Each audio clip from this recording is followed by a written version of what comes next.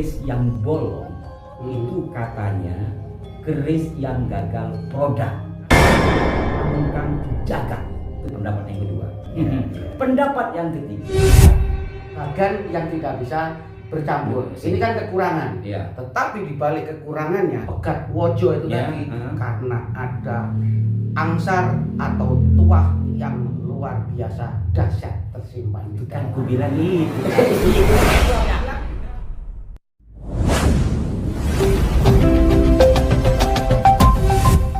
Assalamualaikum warahmatullahi wabarakatuh. Salam jumpa bersama kami di Aras 9 TV Wesi Aji. Aji tenang. Aji banget. Kita harus buat tagline Aji banget atau Aji tenenang. Iya ya. Iya dong. Biar semua pemirsa kita beraji dan diajeni. Baik, Ki Cokro, untuk edisi kali ini kita akan mengulas satu pusaka yang mungkin ini berbeda dari ulasan-ulasan sebelumnya, berkaitan dengan satu pusaka sepuh, yakni buka dong. Saya ini terpesona dengan kata-kata sampean yang luar biasa. Oke. Nah, Keren itu, keren. Itu punya siapa itu? Punya sampean? Bukan. Punya Raden Mas. Aji juga? Iya. Oh, oke. Jadi Aji banget. Aji banget. Iya. Iya. Belum ya? Kita lihat. Iya, kita lihat. Review dulu ininya. Coba itu. Warangkanya terbalut warangka Gayaman dengan bahan kayunya ini Cendono Jawa. Coba ini. keren ya. Keren banget sih. Ada Iya. nginden-ngindennya. Luar Tuh, biasa. ini mahal ini. Ininya doang aja udah mewah. Iya, apalagi isinya. Orang itu- Kira-kira sesuaikah antara casing dengan isi? Kita lihat. Bawahnya ini tayuman. Oh, tayuman kayak gitu ya? Iya, cakep ya. Oh, kayunya tayuman, jenis kayu tayuman. Saya buka ya. Monggo. Wes. Ada. Dari bentuk bilah, Nah, saya pernah mendapatkan udaran dari sejumlah tokoh bahwa keris yang bolong itu katanya keris yang gagal produk karena sang empu tidak berhasil untuk memadukan sekian metal ketika dalam penempaan itu. Tetapi ada juga yang mengatakan ini pamungkan jagat. Itu pendapat yang kedua.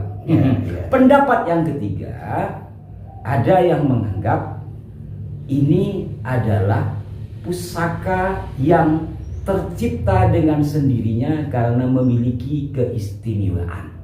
Ini apa ya, mungkin pandangan-pandangan yang sifatnya subjektif. Tetapi saya variatif. Tapi saya lebih cenderung secara eksak lah ya pada pendapat yang pertama. Namun sebelum ke sana, kita sekarang ulas dulu secara rancang bangun. Secara rancang bangun ini dapur yang Wajar, lurus. atau lurus, leres. Lalu kemudian apa namanya ini? Gandik ya, Gandik, bagian lalu depan ini namanya gandik. Lugas. Lebar dan tebal. Lalu kemudian ada belumbangan di sini. Di sini belumbangan atau pejetan ya bisa. Jadi kalau dipegang itu ke dalam gitu ya. Betul. Nah, di atasnya ada ini, Tikel alis. tikel Tikel alis itu semacam coakan di Ya, sini. coakan. Jadi ini ada coakan atau tikel alis, ininya lurus ya. Bagian depan sini namanya gandik, terus di Betul. belakang gandik di bawah ini ada belumbangan. Di belakang ini kan masuk juga belakang. Di belakang tidak ada apa-apa, ini cuma lurus. Biasanya kan ada yang duku-duku itu. Disinilah kelihatan ya. Iya. Maka dengan demikian Masuknya rancang bangun ini adalah tilam upih. tilam upih. Tilam itu kan banyak. Ada tilam upih, tilam sari. Ada apa lagi? Jalak tilam. Jalak tilam sari. Jalak tilam sari. Kalau ini masuk tilam Upi.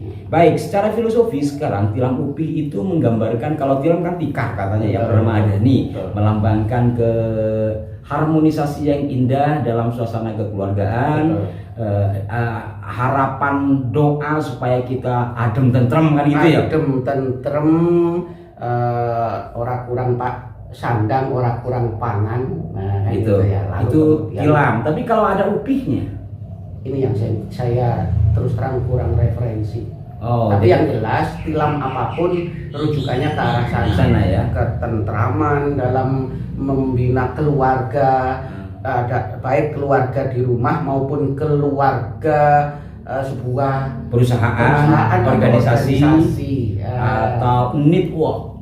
Ya, network itu apa? Apanya netizen itu? Network jaringan kerja. Sampai kok kelondol-londolan gitu. Jadi intinya para pemirsa, kita semua tahu lah ya, kita sudah paham ketika tilam apapun itu bentuknya, nanti tilam sari, tilam upi, tetap secara substansi utamanya, esensi utamanya itu lebih kepada keharmonisan, ketentraman di dalam berbagai hal. Betul. Doa yang tersemat kepada makna rancang bangun. Maka sering saya katakan dan saya ulangi lagi bahwa pusaka itu adalah doa dalam bentuk dekoratif. Jadi rancang bangun, kemudian nanti ada gambar-gambar yang disebut dengan pamor, kemudian kecondongan yang disebut condong leleh. Ini kan lurus tapi kan miring. Untuk condong leleh ini mungkin nanti Anda bisa melihat tayangan kami yang khusus membahas condong leleh, karena condong leleh itu dibagi 4 kan gitu ya.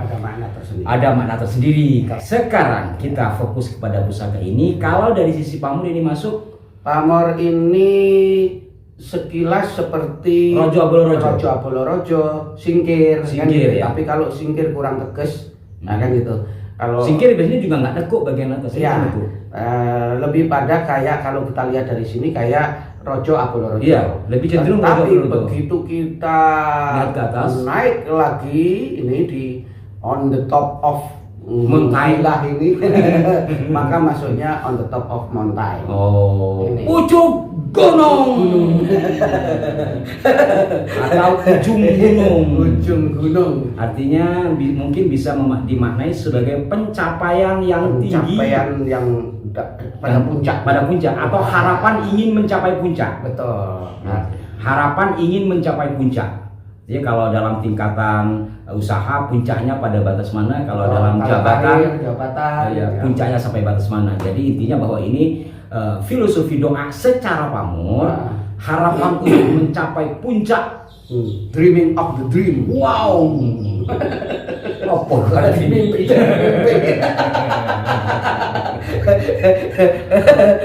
Tapi kita disarankan mimpi. Saya pernah baca, tapi itu hal lain lah. Ya, sekarang kita kembali kepada pusaka ini. Jadi intinya ini adalah tilam upi yang secara pamor masuk ke ujung gunung. Kalau tilam itu bermakna ketentraman, ujung gunung adalah puncak ketentraman yang diharapkan atau yang disematkan oleh sang empu pembuat pusaka ini. Kan begitu ya. Sekarang kita melihat dari sisi tangguh, perkiraan sisi tangguh ini produk masuk Belambangan. Lihat dari apa ciri Belambangan? Corok itu Madura atau corok? Iya, Belambangan Madura itu kan ya agak-agak tipis-tipis lah. Iya sih. Memang karakteristiknya gitu ya. Karakteristik apa tapal kudaan ya. Betul. Itu gagah gitu ya, gagah. Jadi kalau karakter tempanya itu kan mojo-mojonya masih kelihatan Mas, masih kental. Kira-kira di masa siapa ya? Tapi lebih corok gitu loh. Lebih gagah gitu. Kira-kira kalau Mas Empu isoteri membisikkan kepada saya Empu Pitrang secara isoteri, benarkah demikian? Betul. Kita coba lacak secara lab. Nah itu tidak semua sebuah disiplin ilmu itu bisa eksaktakan, dirasionisasikan. iya, Dirasionisasikan. nisasikan. Jadi memang ilmu Allah itu banyak dan kita hanya diberi sedikit. Wa ma utitum minal ilmi illa qalila. Sifatnya intuisi. Ya, walaupun intuisi itu ya kembali lagi subjektif ya. Iya, subjektif. Saya juga tidak bisa menghukumi intuisi itu yang saya peroleh itu Satu harus benar. kebenaran mutlak, nggak boleh. Jangankan intuisi, ilmu penelitian aja nggak boleh dikatakan sebagai kebenaran mutlak, tapi kebenaran ilmiah. Kebenaran ilmiah masih bisa ditelaah, masih bisa dibantah. Kebenaran intuitif bisa juga seperti itu. Jadi saat ini ada tilam, ada kebenaran intelektual atau kebenaran ilmiah dan kebenaran intuitif. Catat itu. Maka kalau dalam bilah itu disebut isoteri. Isoteri, biar kita isowai. Nah, namanya isoteri ya isowai. Baik, Gitu ya. kita sekarang melihat dari sisi pandangan-pandangan kembali kepada bahasan awal tentang Combong itu ya. combongnya. Ya. Dari 3 pandangan tadi, kalau saya jujur lebih cenderung kepada secara analisa produk ya, pembuatan. Kemungkinan ya karena ada kekeliruan atau apalah bentuknya dalam proses penempaan atau dalam campuran. Kekurangan yang melahirkan kelebihan. Gitu ya. Gitu. Kan tadi jenengan bilang bahwasannya ini ada literasi mengatakan bahwasannya bisa jadi ini adalah bagan yang tidak bisa bercampur. Ini kan kekurangan. Iya. Tetapi di balik kekurangannya, bisa jadi ini adalah manifestasi metafisika yang dititipkan oleh alam.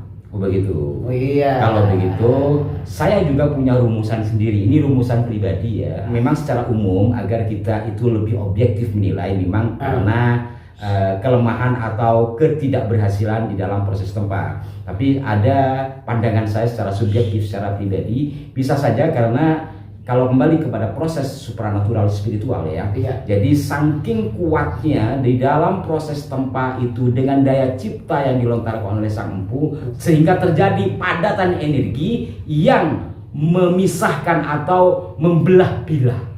Ini analisa subjektif. Ya silahkan dikritisi, namanya juga cara mengagumi, tetapi ada letupan energi gitu ya. Iya, ini analisa pribadi saya. Sehingga akhirnya yang panjenengan katakan tadi, kalau dianggap gagal produk, tapi ada sisi lain Ya, secara supranatural. Ini biasanya diburu oleh para pelaku supranatural untuk tembusnya satu harapan. Bisa jadi proses pegat wojo itu Ya, tadi karena ada angsar atau tuah yang luar biasa dahsyat tersimpan di Kan dalam. ku bilang itu tadi. Gua bilang juga apa Eda. Ya kayak Haji Bolot apa Haji Malik.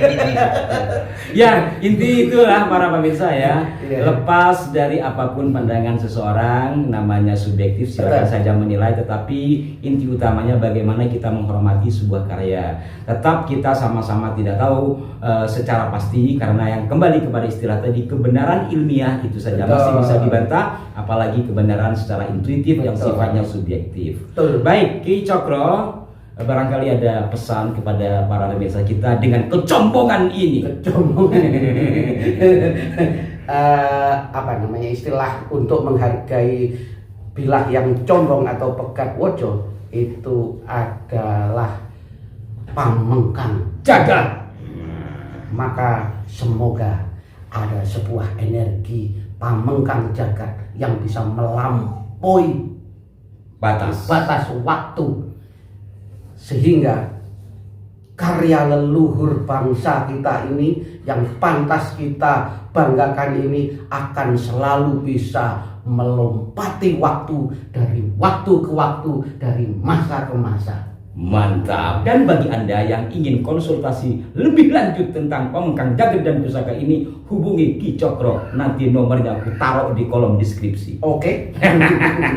Baik, terima kasih Ki Cokro, terima kasih para pemirsa. Ini adalah bahasan sambil bercanda tapi tetap pada substansinya. Intinya bahwa mari kita sama-sama merawat budaya, karena budaya merupakan Cermin jati diri bangsa. Sampai jumpa. Wassalamualaikum warahmatullahi wabarakatuh.